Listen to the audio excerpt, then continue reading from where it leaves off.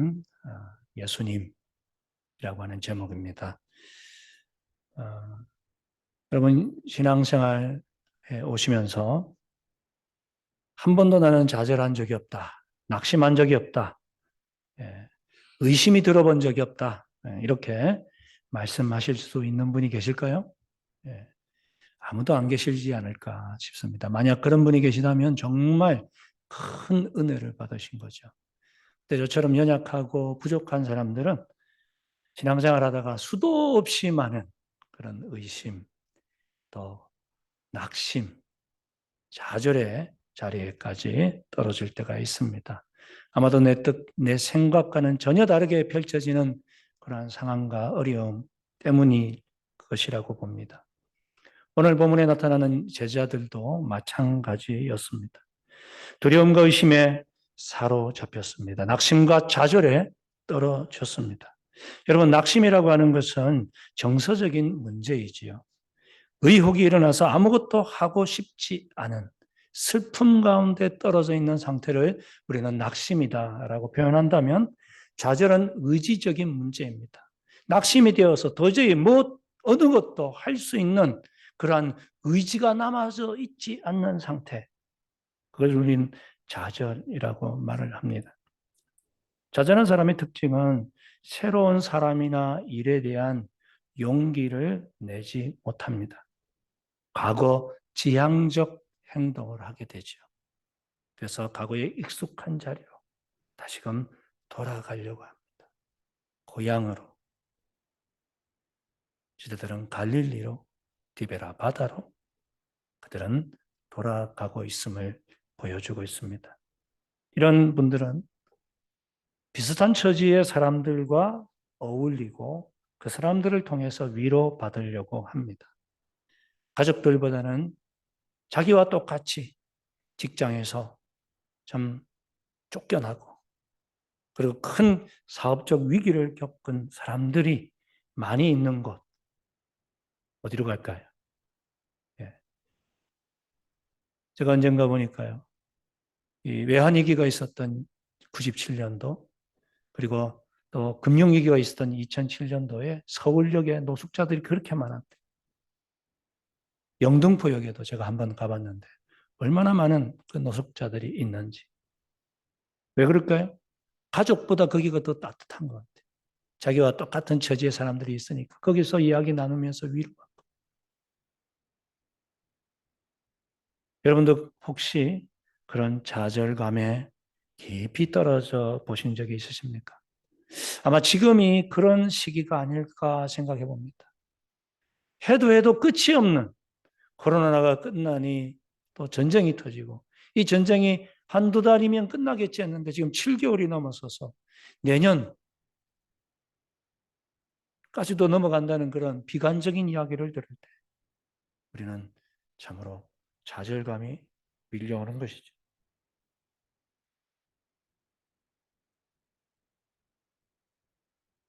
이런 그들에게 주님은 어떻게 하시는가?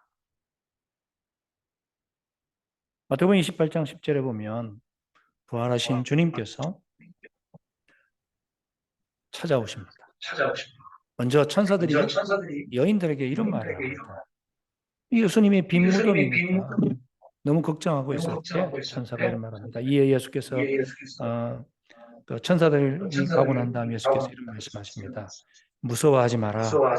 가서 내 형제들에게 갈릴리로 가라 하라. 거기서 나를 보리라. 무서워하지 마라. 갈릴리로 가서 나를 다시금 만나게 되리라. 그렇습니다. 예수님께서 부활하시고 난 다음 예루살렘에는 6번 나타나셨죠. 그리고 제자들에게는 2번 나타나셨습니다. 그리고 갈릴리에서 만나시겠다고 약속까지 하셨습니다. 근데 왜 제자들은 여전히 좌절 가운데 있을까요? 부활하신 주님을 만나면 그 마음에 희망과 소망이 솟아나야 되는 게 당연하지 않습니까? 이상했어요. 주님이 부활하셨는데, 그분을 만났는데, 띨떡 기뻤는데, 그러나 그 이후에 왜 좌절감이 몰려왔을까?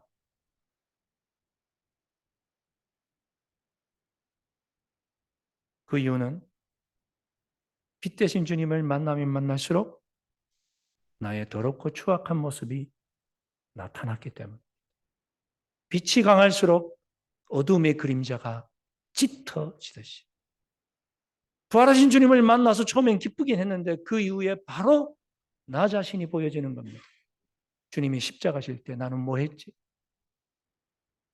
베드로는 3번이나 저주하면서 주님을 모른다고 했던 그 상황, 그 기억이 떠올라서 도저히 주님을 기쁜 마음으로 만나지 못했을 것입니다. 주님을 만나면 만날수록 더 깊은 좌절과 절망감에 빠질 수밖에 없었을 것입니다. 나머지 10명의 제자들도 마찬가지였을 것입니다. 주님의 그 십자가 골고다까지 요한은 따라가기는 했지만 나머지 9은 다 도망갔습니다. 주님을 향한 그 핍박과 고난이 자기에게도 올까 봐 부인하고 도망가고, 주님을 떠났던 그 제자들이 주님을 만날 때마다 부끄럽고 죄송스럽고 어떻게 해야 될지. 그래서 아마 제자들도 앞서 이야기했던 사람들처럼 자기들끼리 함께 모여 있었던 것 같습니다. 그래서 오늘 읽어보지는 않았지만 2절에 보니까 그들이 함께 있더라라고 설명하고 있습니다. 여러분, 그들이 이제 갈릴리로 갔습니다. 주님의 말씀을 기억했죠. 갈릴리에서 만나자 했으니까. 근데 주님이 언제 나타나실지는 몰라요. 내가 언제 몇 시에 만나자 이렇게 약속 안 하셨어요. 시간은 자꾸 흘러가고 그들은 다시금 옛 직업의 자리로 돌아가고 있는 것을 3절이 보여주고 있습니다. 3절에 보니 시몬 베드로가 나는 물고기 잡으러 가노라 하니 그들이 우리도 함께 가겠다 하고 나서서 배에 올라타고 있습니다. 주님께서는 3년 전 베드로가 함께했던 야고보와 요한을 부르시면서 뭐라고 약속하셨습니까? 내가 너희로 사람을 낚는 어부가 되게 하리라. 3년 전 그들은 이제 물고기 잡는 어부에서 주님을 만나면서 새로운 삶으로 초대를 받았습니다. 너는 물고기가 아니라 사람을 낚는 어부가 될 거야. 그런데 지금 3년이 지난 그들의 모습은 다시 예전의 자리로 돌아가 버리고 말았습니다. 혹시 이 자리에 앉아 계신 여러분들 중에 1년 전, 5년 전, 혹시 아니면 10년 전의 다리로 돌아가고 후퇴하고, 그래서 실망하고 낙담하신 분은 아니 계십니까? 그동안 열심히 수고했던 그 모든 노력이 헛수고가 되고 빈손으로 돌아가고, 나이는 자꾸 먹는데 아이들은 자꾸 커가는데 나의 힘은 점점 쇠약해지고 내가 가진 능력은 자꾸 연약해지는 모습 속에서 깊은 좌절과 절망이 찾아오고 계시지는 않습니까? 근데요, 이런 제자들에게 주님은 약속하셨습니다. 갈릴리에서 만나자. 언제인지 모르지만 주님께서는 그런 저와 여러분에게 반드시 찾아오시는 줄 믿습니다. 우리의 빈손, 우리의 그 헛수고라고 생각하는 그 자리에 다시금 위로하시는 주님이 찾아오실 것입니다. 그렇다면 좌절한 제자들에게 주님은 언제 찾아오시는가? 4절에 보니까 날이 새어 갈 때라고 기록하고 있습니다. 날이 새어 갈 때 어떤 상황인가요? 앞서 그들이 물고기 잡으려고 했습니다. 열심히 그물을 던졌습니다. 오늘은 디베리아 바다라고 말하는데 갈릴리 바다의 남서쪽에 있는 부분을 디베라라고 불렀습니다. 왜냐하면 디베라라고 하는 도시 앞에 있었기 때문에.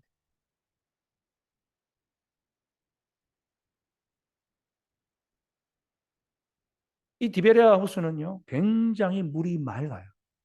수정같이 깨끗해요. 그래서 해가 떠 있는 낮에는 물고기가 수면 위로 올라오지 않고 저 깊이 들어가 있습니다. 그래서 그물질을 할 수 없죠. 밤에 할 수 있습니다. 해가 진 밤에 물고기를 잡으러 어부들이 나가는 것이죠. 그때서야 수면 위로 고기들이 올라오니까. 근데 밤새도록 그물질을 했는데 한 마리도 낚지 못했습니다. 날이 새어갈 때, 그때는 언제입니까? 모든 것을 포기하고 이제 집으로 돌아갈 수밖에 없는, 빈손 들고 있는 그때, 영적으로도 실패한 제자들이 이제는 삶의 자리에서도 실패해서 좌절의 끝자락을 맛보고 있는 그때, 야, 안 될 놈은 끝까지 안 되는구나. 될 놈들이 있고 안 될 안이 있다 그러더라고요. 나는 뭐든지 하면 안 되네. 마치 머피의 법칙처럼. 제자들은 안 그래도 지금 주눅들어져 있는 그 좌절감을 맛보고 있는 상태에서 더 깊은 절망을 경험할 수밖에 없는. 5절과 6절을 보면 이미 철수하려고 그물을 배 위에 다 올려두은 것 같습니다. 그래서 주님께서 오른편을 던지라고 했을 때 그들은 즉시 던질 수 있는 상태가 될 수 있었던 것은 다 철수했던 것이죠. 여러분, 어부들이 고기를 낚는 거 한번 보신 적이 있습니까? 이게 쉬운 게 아니거든요. 던졌다가 다시 들어 올려서 또 찢어진 것이 있는지를 확인해서 그 다음 또 그물질을 하기 때문에 굉장히 많은 노고와 시간이 걸립니다.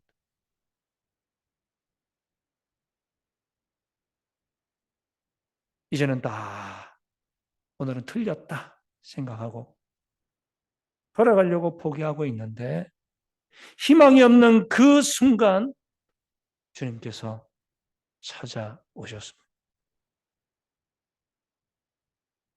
우리 주님은 바로 우리의 삶의 언저리에 바로 그 실망하고 포기하는 그 순간 반드시 찾아오실 줄 믿습니다. 주님은 어디에서 나타나셨나요? 4절에 보니까 바닷가에 서 계신다고 말씀하고 있습니다. 오늘 저들에게는 어떤 바닷가입니까? 영적 실패와 삶의 실패로 화가 나 있는 바닷가. 자기 자신에게 화가 나 있는. 나는 왜 이거밖에 안 되는 거야? 내가 하는 거는 왜 이렇게 하는 것마다 이렇게 실패하는 거지? 즉 삶의 주변부에 몰려져 있을 때 그것은 죄인들이 있는 것입니다. 세리와 창기들이 모여있고 병자들의 고뇌가 있는 것이었습니다. 고난에 찌들려 좌절과 그 무거운 무너진 마음들이 잔뜩 쌓여 있는 사람들이 모여있는 것.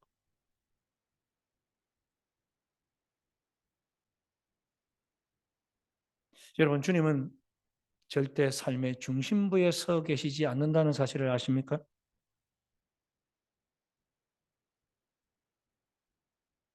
주님은 성공을 향해 질주하는 자, 또 성공했다고 축하 파티를 열면서 샴페인을 터뜨리는 그 장소에 결코 함께 계실 수가 없습니다. 왜? 그분은 알고 있습니다. 그런 자에게는 그분이 들어갈 만한 마음의 공간이 없기 때문에.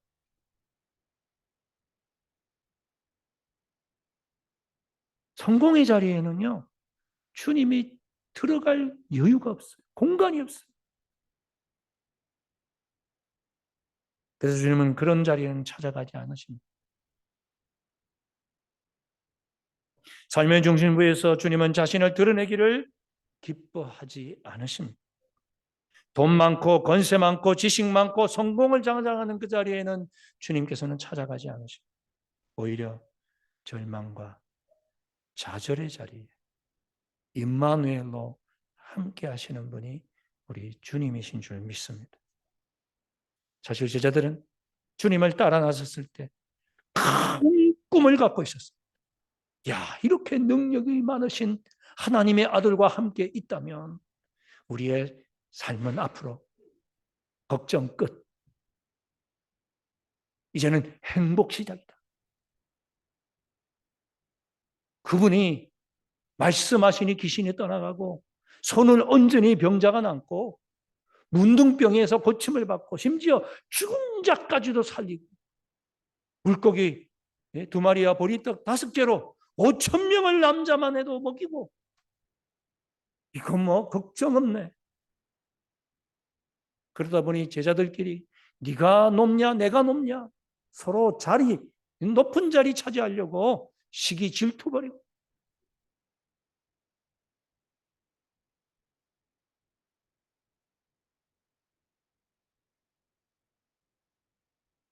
그런 마음속에서는 주님이 들어갈 공간이 없는 것이죠.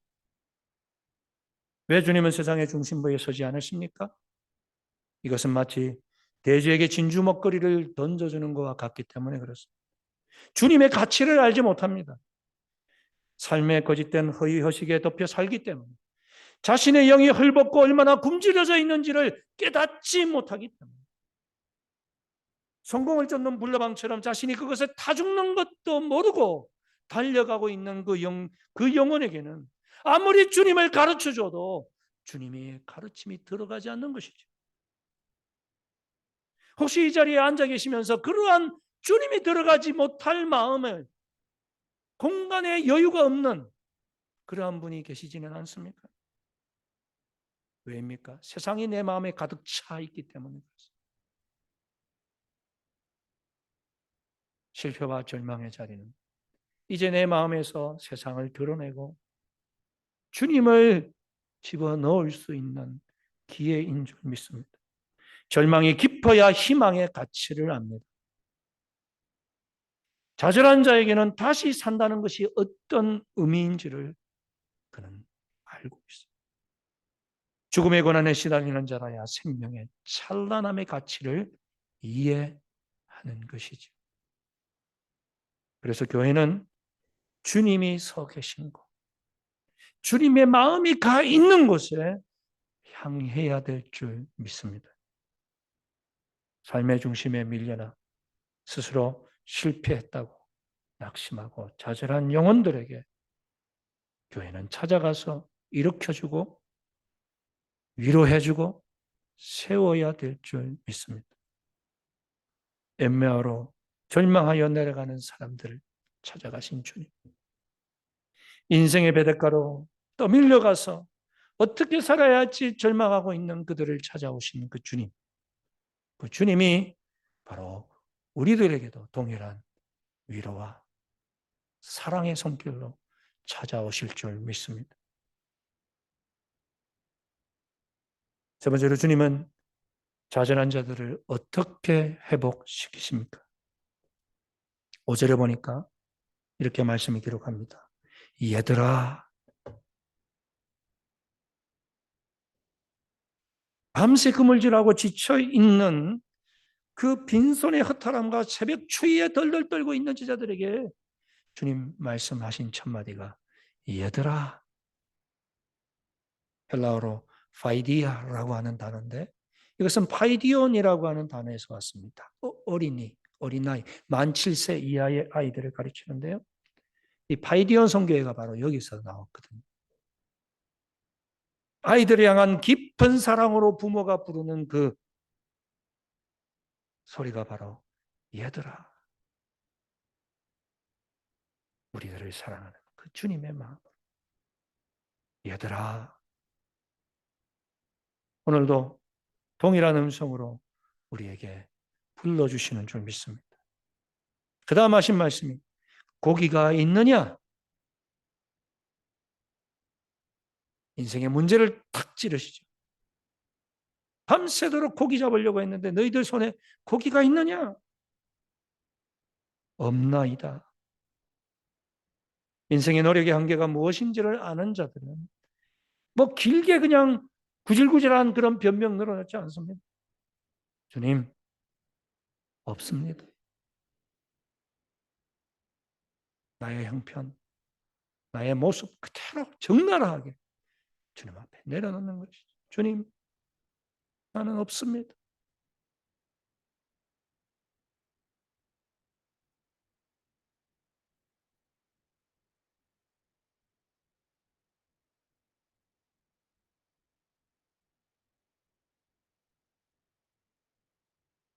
주님께서는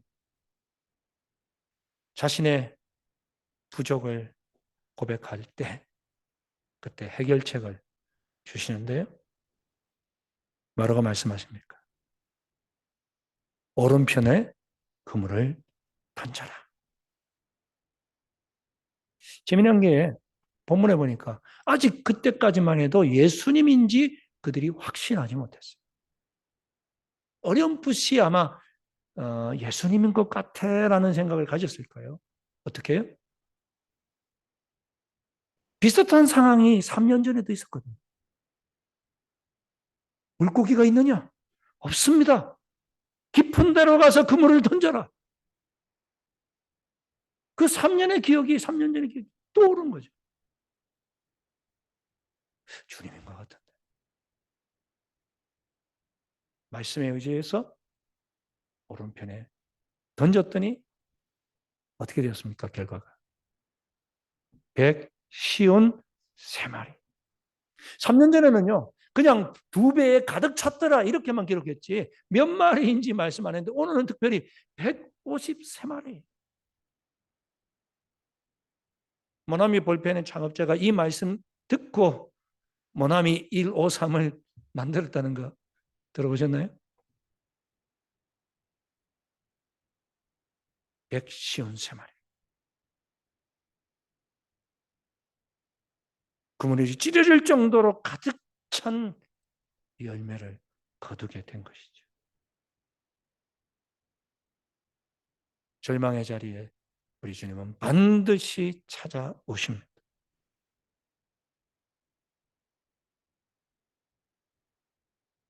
그들은 드디어 7절에 보니까 확신했습니다. 주님이시다. 영적으로 가장 민감했던 이 요한복음의 저자 요한이 먼저 알아챘다고 기록하고 있습니다. 그 순간 순식간에 그들도 동의하게 된 거죠. 그래, 맞아, 주님이야. 주님이 아니면 우리에게 이런 역사를 일으키실 분이 누가 계십니까? 그 말과 동시에 열심히 노를 저어서 주님께로 가려고 하는 제자들이 있었는가 하면 또 반대로 어떤 사람이 또 있습니까? 역시 성질 급한 베드로. 그물질 하느라고 우통 벗고 있다가 이제는 다시 껴입고 바로 바다에 뛰어들었어요. 한 100m 정도 떨어져 있는 그런 거리였는데 조금이라도 더 주님께 빨리 가고 싶었어요. 첨벙바다에 뛰어들어 헤엄쳐갔습니다. 왜 그랬을까요? 가슴이 다시금 뜨거워졌기 때문에.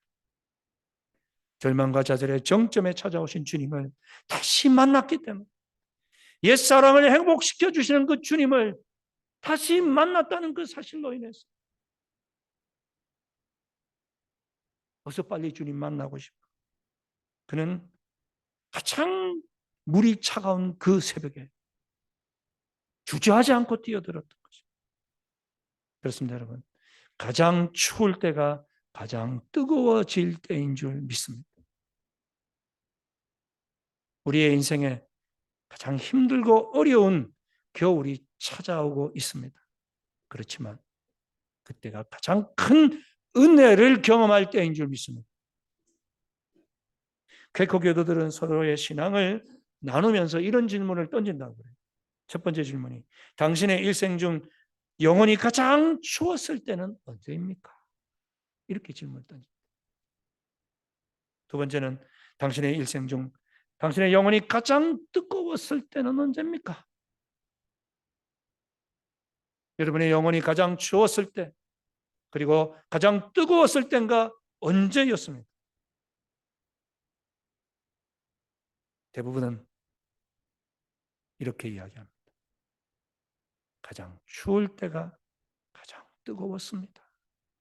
가장 내 인생에 힘들고 가난하고 고통스러웠는데 그때가 가장 뜨겁게 주님을 만난 때였습니다. 여러분, 우리 앞에 여러 난관과 어려움이 있지만 그러나 여러분 기대하시기 바랍니다. 그 어떤 때보다도 주님께서 뜨거운 은혜를, 사랑을 우리에게 부어 주실 줄 믿습니다. 제가 이렇게 생각하니까요, 기대가 되더라고요. 제가 일주일 동안 말씀 준비하면서요, 갈수록 힘들어지잖아요, 상황이. 정말 소중한 분들이 한 분 한 분 우리 교회를 떠난다는 소식들을 들을 때 마음이 그늘이 막 찾아오더라고요. 어떻게 해야 되나? 주님 왜 이런 시기에 저를 이 모스크바 장로교회로 부르셔가지고 코로나 끝나니 전쟁이 터지고 전쟁이 언제쯤 끝날까? 기약도 없고 동역자들은 자꾸 떠난다 그러고. 그러나 이 말씀을 제가 깨달으면서 다시 희망을 갖게 되었습니다.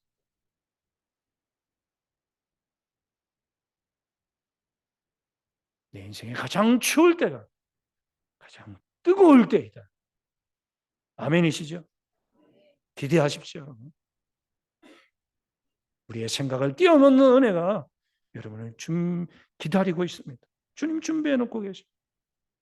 어떻게 주님 무엇으로 그들을 회복시키십니까? 9절에 보니까 숯불을 피워놓고 계시는 모습.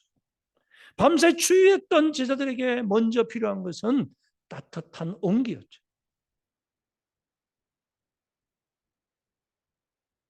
또한 12절에는요.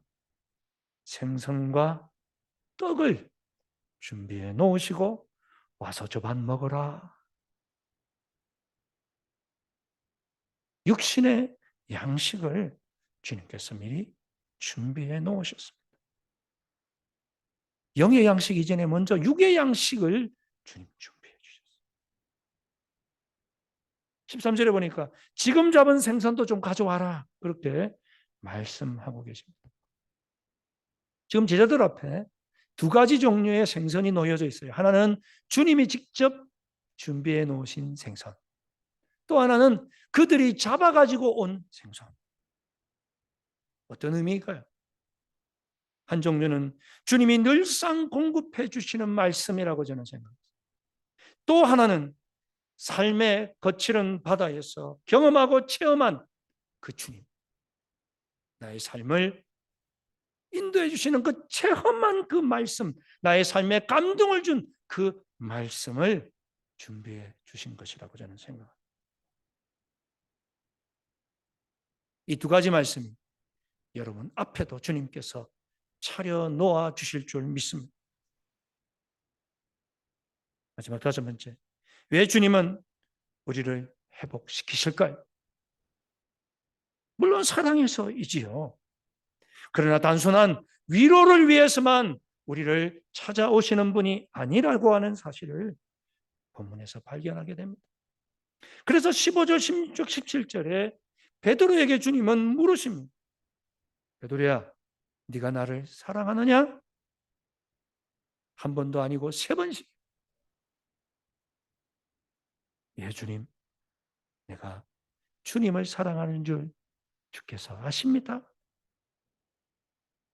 그럼 내 양을 먹이라. 베드로야, 네가 나를 사랑하느냐? 예, 주님. 내가 당신을 사랑하는 줄 아시지 않습니까? 그럼 내 양을 치라.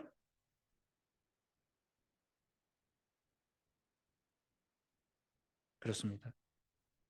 주님께서 우리를 부르시는 이유는 다시금 사명의 자리에 세우시기 위함입니다. 그러나 사명을 감당하기 위해서는 첫 번째 중요한 포인트가 필요합니다. 주님을 향한 나의 사랑인 것이죠. 사랑 없이 사명을 감당할 수 없습니다. 주님을 사랑하는 마음 없이 우리가 사역을 하게 되면 어떤 일이 벌어질까요? 지칩니다. 피곤해집니다. 감사가 사라집니다. 다른 사람 쳐다보며 불평합니다. 왜 저 사람은 놀고 있지? 왜 나만 이래야 돼?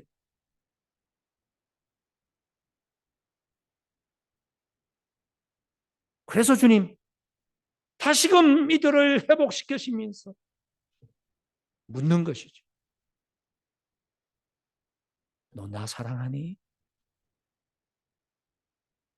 나는 너를 위해 십자가에서 나의 목숨까지 던졌는데, 그리고 이 절망의 자리에 내가 찾아와서 너를 위해 이렇게 준비했는데, 이제 너도 나를 사랑하니?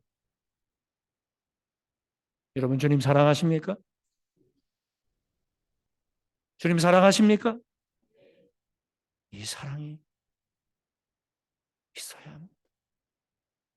이 사랑을 회복했으면 좋겠습니다. 주님은 어떤 사람에게 사명을 맡기십니까? 사랑을 가진 자입니다. 먼저 여러분 자신을 사랑하십시오. 왜요? 주께서 나를 위해 죽으셨기 때문에. 자신을 사랑하지 못하고 분노하고 절망하고 스스로 모멸하고 또한 남편에게, 자식에게, 주변 사람들에게 주님의 사랑을 나누어 줄 수가 있을까요? 없습니다.